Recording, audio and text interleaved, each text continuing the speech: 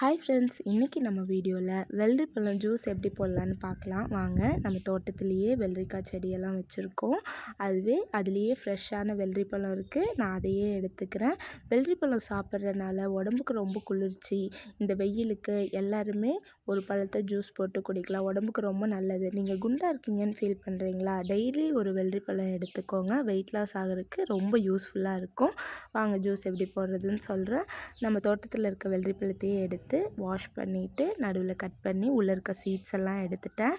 மேலே இருக்க தோல் எல்லாம் சீவிட்டு அதை கட் பண்ணி மிக்ஸி ஜாரில் ஆட் பண்ணிக்கிறேன். ஆட் பண்ணதுக்கப்புறம் 2 டம்ளர் பால் ஊற்றி தேவையான அளவு சுகர் போட்டு கூலிங்க்கு ஐஸ் க்யூப் போட்டு மிக்ஸி ஜாரை க்ளோஸ் பண்ணி 2 ஓட்டு ஓட்டி எடுத்திங்கன்னா அவ்வளோதான் ஃப்ரெண்ட்ஸ், ஜூஸ் ரெடி.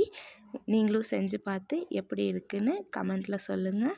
மறக்காமல் கவி ஃப்ரெஷ் ஃபுட் அண்ட் ஃபார்ம் சேனலை லைக் பண்ணுங்கள், ஷேர் பண்ணுங்கள், சப்ஸ்கிரைப் பண்ணுங்கள். பக்கத்தில் இருக்க பெல் ஐக்கானை கிளிக் பண்ணுங்கள்.